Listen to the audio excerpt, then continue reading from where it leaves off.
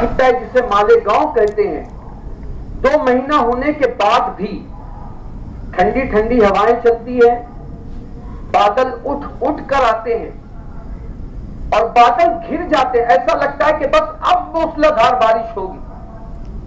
لیکن جب بندے آس لگاتے ہیں کہ باران رحمت کا نزول اب ہوگا، وہیں پر بس تھوڑی سی ہلکی بوندا باندی ہونے کے بعد بادل چھٹ جاتے ہیں اور پھر بندوں کی آس ٹوٹ جاتی ہے۔ بارش روکی کیوں جاتی ہے؟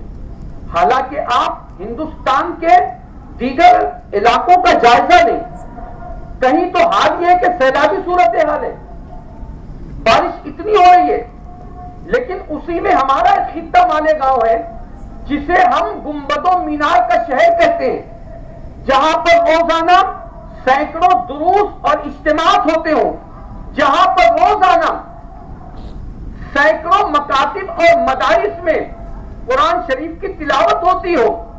ہمارے یہاں پر مساجد ہیں، لوگ نمازیں پڑھتے ہیں، ساری چیزیں ہونے کے باوجود باران رحمت کا نزول کیوں نہیں ہو رہا ہے؟ کوئی نہ کوئی وجہ تو ہوگی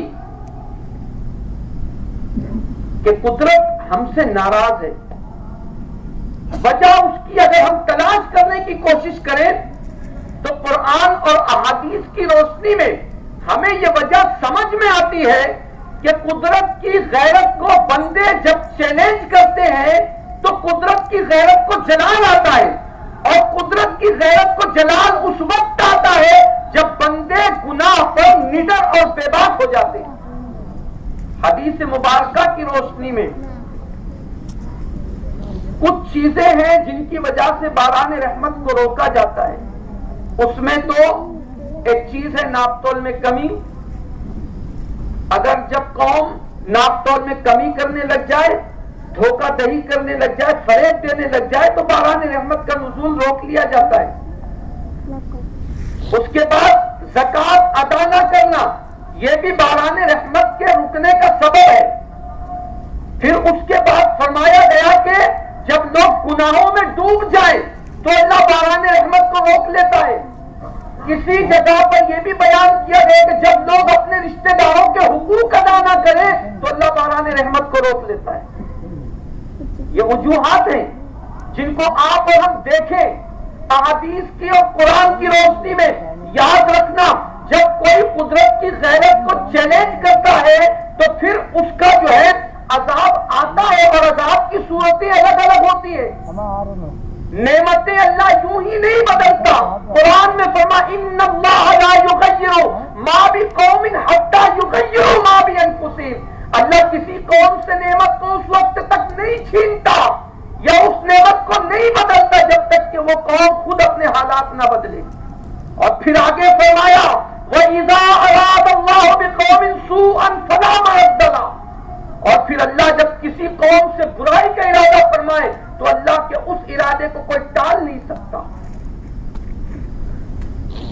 آج شہر مالیگاؤں کے حالات آپ اٹھا کر دیکھیں، قوموں پر یہ دن یوں ہی نہیں آتے ہیں۔ جب قومیں برائی کو برائی تصور کرنا چھوڑ دے تب اس پر یہ دن آتے ہیں۔ آج یہ قوم چوری کو چوری نہیں سمجھ رہی ہے، آج یہ قوم قتل کو قتل نہیں سمجھ رہی ہے، آج یہ قوم جوئے کو جوا نہیں سمجھ رہی ہے، آج یہ قوم زنا کو گناہ نہیں سمجھ رہی ہے، آج یہ قوم والدین کی نافرمان ہو گئی ہے۔ آج اس قوم کے جوانوں میں حیا کے اور تقدس کے جو ہے ان کی آنکھوں پر پردے نہیں رہے۔ آج اس قوم کے لوگوں نے برائی کو برا سمجھنا چھوڑ دیا ہے، اسی لیے آج یہ دن ہم پر اور آپ پر آیا ہے۔ اور یہ مت سمجھنا کہ ہم گناہ کریں گے تو گناہ کرنے کے بعد ہمارے گناہوں کو بھلا دیا جائے گا۔ حدیث مبارکہ کا غالباً مفہوم ہے وَالذَّنبُ لَا يُنسَىٰ، گناہ بھلایا نہیں جاتا۔ یہ آپ کی اور ہماری دانستہ غلط فہمی ہے کہ گناہ بھلا دیا جاتا ہے۔ اب وہ گناہ اور ہیں جو توبہ کے بعد بھلا دیے جاتے ہیں، لیکن اگر ہماری یہ غلط فہمی ہے کہ گناہ بھلا دیے جاتے تو یاد رکھنا گناہ بھلایا نہیں جاتا۔ آؤ قرآن مقدس سے دیکھیں، گناہ بھلایا نہیں جاتا، یہ ہم بھول جاتے ہیں کرنے کے بعد، قدرت کے یہاں پر وہ بھلایا نہیں جاتا۔ کہو قرآن مقدس سمجھ میں آئے گا. قرآن کہتا ہے ما یلفظ من قول الا لدیہ رقیب عتید. انسان اپنی زبان سے جو بھی الفاظ نکالتا ہے اس کے لکھنے والے اس پر مامور ہیں. دوسری جگہ سورہ انفطار میں فرمایا گیا وَإِنَّ عَلَيْكُمْ لَحَافِظِينَ کِرَامًا کاتبین، کہ تم پر ہم نے نگراں مقرر کیا ہے، وہ کرامن کاتبین کی شکل میں. یہ لکھ رہے ہیں، ان کے لکھنے میں کوئی غلطی نہیں ہے، ان کے لکھنے میں کوئی ہیر پھیر نہیں ہے کہ اگر کوئی دو کہہ دے تو اس کو 4 لکھ دے. ان کے لکھنے میں کوئی غلطی نہیں ہے، یہ معصوم ہے، معصوم. اور تم بھول جاؤ گے کرنے کے بعد، لیکن ہمارے کاندھوں پر جو فرشتے مقرر کیے گئے ہیں وہ کبھی نہیں بھولتے. وہ دفتر تیار ہو رہا ہے. اس کے بعد یاد رکھنا، آپ جس زمین کے خطے پر گناہ کرتے ہو، آج قوم مسلم کے جوان بے باکی کے ساتھ گناہ کر رہے ہیں. خون اتنا سستا ہو گیا ہے تمہارا کہ آج تمہارا خون بہا دیا جا رہا ہے، لیکن احساس نہیں ہے. ایک مسلمان دوسرے مسلمان پر تلوار لے کر دوڑتا ہے، ایک مسلمان دوسرے مسلمان کو گولی سے ہلاک کر رہا ہے. تمہارا خون نہیں ہے. آپس میں کیا تمہارے خون کو حرام نہیں کیا گیا؟ زمین کے جس خطے پر انسان گناہ کرتا ہے زمین کا وہ خطہ بھی یاد رکھتا ہے. قرآن مقدس کی سورہ زلزال پڑھیے، آپ کو سمجھ میں آئے گا. قیامت کے دن اس زمین کو اللہ حکم دے گا یومئذ تحدث اخبارہا بان ربک وحال. اے زمین آج اپنی خبریں کھول، انسانوں نے تجھ پر کیا کیا تھا. اور یاد رکھو صرف زمین ہی نہیں، آسمان کا وہ ٹکڑا جس کے نیچے بندہ گناہ کرتا وہ بھی جو ہے گواہ ہوگا. اور آپ ہم کیا سمجھتے ہیں؟ لوگ کرنے کے بعد جو بھول جائیں گے. آپ بھول جاؤ گے، لوگ بھول جائیں گے. قدرت کے یہاں گناہ بھلایا نہیں جاتا. آپ کے اپنے جسموں میں بھی اللہ کی طرف سے نگراں اور محافظ جو مقرر کیے گئے ہیں جو ہماری ایک ایک چیز کو نوٹ کرتے ہیں. قرآن مقدس کی سورہ یاسین کو پڑھیے. اللہ فرماتا ہے اليوم نختم علی افواہہم وتکلمنا ایدیہم. آج کے دن تو ہم تمہارے منہوں پر مہر لگا دیں گے، اور جب مہر لگے گی اس دن تمہارے لب بات نہیں کریں گے. وَتُكَلِّمُنَا أَيْدِيهِمْ، تمہارے ہاتھ ہم سے بات کریں گے. وَتَشْهَدُ أَرْجُلُهُمْ بِمَا كَانُوا يَكْسِبُونَ، اور تمہارے پیر تمہارے کیے کی گواہی دیں گے. یہ تو زمین ہے، یہ تو ہاتھ ہے، یہ تو پیر ہے، یہ تو آسمان کا وہ ٹکڑا ہے جس کے نیچے انسان گناہ کرتا ہے، بھول جاتا ہے. خود اللہ قدیر و جبار بھی ہم پر نگراں ہے. ان اللہ کان علیکم رقیبا، اور اللہ تمہاری نگرانی فرما رہا ہے. بتاؤ مسلمانوں، جب یہ اتنی ساری بندشیں ہیں، فرشتے ہیں ہم پر نگراں، زمین بھی ہم کو نوٹ کر رہی ہے، ہمارے اپنے اعضائے جسمانی ہم کو دیکھ رہے ہیں، غور کر رہے ہیں، اس کے بعد بھی ہم گناہوں پر بے باک اور نڈر ہیں. یعنی کہ اب مسلمان برائی کو برائی سمجھنا چھوڑ دیے ہیں.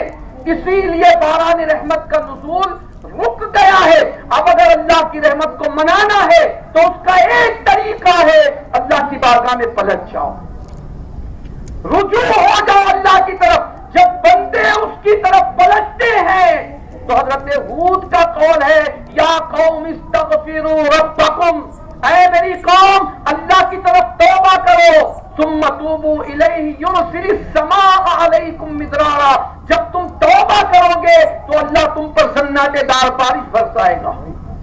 اور صرف سناٹے دار بارش نہیں برسائے گا، تمہاری جو حالت آج اکھڑ چکی ہے، تم آج لوگوں کے پیر میں فٹ بال بن چکے ہو، تمہاری حالت یہ کوئی ادھر سے اچھالتا ہے کوئی ادھر سے اچھالتا ہے. یہ مت سمجھو کہ یہ یوں ہی ہوتا ہے. جب تم قدرت سے اپنے رشتے کو توڑتے ہو تو تب تمہیں لوگ دنیا اپنے قدموں کی ٹھوکر میں رکھتی ہے. اگر تم چاہتے ہو کہ پھر سے تمہیں کھویا ہوا وقار ملے تو یاد رکھو اللہ کی طرف پلٹو، توبہ کرو، باران رحمت کا نزول بھی ہوگا. اور پھر فرمایا وَيَزِدْكُمْ قُوَّةً إِلَىٰ قُوَّتِكُمْ، اور اللہ تمہیں مضبوط اور طاقتور بنا دے گا. توبہ وہ چیز ہے، پلٹو اللہ کی طرف. رجوع کرو اللہ کی طرف، لیکن یہ نہیں کہ زبان سے کہہ دیا اور جو کان پکڑ کر 2 تھپڑ گال پر لگا دیے، وہ والی توبہ نہیں. توبہ یہاں سے ہونی چاہیے، دل سے توبہ، اور جو یہاں سے نکلتی ہے پھر وہ باب اجابت الہی تک جاتی ہے. آج صرف ان چند باتوں پر میں اپنی گفتگو کو ختم کروں گا. صرف آپ کو جو ہے میں آگاہ کرنا چاہتا ہوں کہ شہر مالیگاؤں میں آج حالات یہ ہیں، خصوصیت کے ساتھ زنا اور سود بہت عام ہے. زنا اور سود بہت عام ہے. آج 16 سال کے لڑکے زنا کی طرف راغب ہیں. راتوں کو وہ اپنے لیے عیاشی تصور کرتے ہیں کہ یہ ہمارے لیے بہت بہتر ہے، اور والدین ہیں کہ اپنے بچوں سے غافل ہیں. میں آپ سے کہتا ہوں اپنے بچوں سے غافل مت ہو. آج ہمارے جوان راتوں کو پوری رات سڑکوں پر گزار دیتے ہیں. باپ کو فکر نہیں ہے کہ بچہ ہے کہاں پر. اور آج سب سے زیادہ ہمارے یہاں پر زنا ہو رہا ہے. آپ کہو گے یار یہ آپ کیا بول رہے ہو؟ میں تو کہتا ہوں ہم لوگوں سے زیادہ تو آپ جانتے ہو کہاں کہاں زنا ہوتا ہے، کیسے کیسے ہوتا ہے، آپ زیادہ جانتے ہو. اس کے بعد دوسری چیز سود ہے. سود بھی بہت عام ہو چکا ہے، شراب بہت عام ہو چکا ہے. جس بستی میں زنا، سود اور شراب عام ہو جائے تو پھر وہاں پر اللہ کا عذاب آتا ہے، اور عذاب کی الگ الگ نوعیتیں ہوتی ہیں. اس لیے مسلمانوں اپنے آپ کو ان تمام گناہوں سے بچاؤ. خصوصاً جو ہے اپنے نوجوانوں کو گناہوں سے باز رکھنے کی کوشش کرو. ایک دوسرے کے حقوق ادا کرو، اس لیے کہ حقوق کی ادائیگی نہ کرنا بھی یہ باران رحمت کے نزول کا جو ہے روکنے کا سبب ہے. ان تمام باتوں کو غور کرو. قرآن پڑھو، قرآن سے قریب آؤ، اپنے مساجد کو آباد کرو. یہ مت سوچو کہ جب مصیبتیں آئیں گی تب ہم مسجد میں جائیں گے. اگر تم نے مساجد کو آباد کرنا شروع کر دیا تو مصیبتیں آئیں گی ہی نہیں. اس لیے مصیبت کے وقت میں مساجد میں مت آؤ. ہم جو ہے ہر وقت میں جب خوشی ہو تو مسجد آباد ہو، جب غم کا موقع ہو تو مسجد آباد ہو. یہ ساری چیزیں ہم کریں گے تو اللہ کی رحمت کو انشاءاللہ ہم پر رحم آئے گا اور باران رحمت کا نزول ہوگا. دیکھیے ایسا ضروری نہیں ہے کہ ہم یہاں سے اٹھ کر جائیں دعا کر کے باران رحمت کا نزول ہو جائے. ہم امید کرتے ہیں اللہ کی ذات کہ اللہ ہماری دعا کو سن لے، لیکن ایسا ہوتا ہے کہ کبھی کبھی دعاؤں کو روکا جاتا ہے، بندوں کو آزمایا جاتا ہے. اجلت مت کرو. اگر نہیں ہو رہی ہے بارش ایک مرتبہ میں نہیں، دوسری مرتبہ پھر کہو، تیسری مرتبہ پھر. دعا میں تھکو مت. اس سے مانگنے میں کبھی شرم مت کرو. بہت سے لوگ ایسے ہوتے ہیں نماز کے فوراً بعد نکل جاتے ہیں، دعا بھی نہیں کرتے. جو لوگ ایسا کرتے ہیں تو اللہ فرشتوں سے کہتا ہے اے میرے فرشتوں جب اس نے کوئی نہیں پڑھی ہے تو پھر میں بھی اس کو نہیں دیتا. تو دعا مانگ لیا کرو، اللہ سے کچھ جو ہے لے لیا کرو. تو دعا میں جو جلدی نہیں کرنا چاہیے. اگر دعا آج آپ نے کر لی، ہو سکتا ہے اللہ کی رحمت کو جو ہے ہم پر رحم آ جائے اور ابھی باران رحمت کا نزول ہو جائے. لیکن اگر نہ ہو تو کوئی شک نہ کرے کہ یار ہم نے دعا کی تھی قبول ہوئی یا نہیں. ہو سکتا ہے اللہ اس دعا کو اٹھا کر ہمارے لیے ذخیرہ آخرت بنا دے اور اس دعا کا اجر ہمیں اللہ قیامت کے دن عطا فرمائے. ایسا بھی ہوتا ہے. تو آئیے چونکہ یہاں پر علماء اہل سنت ہیں، خصوصاً جو ہے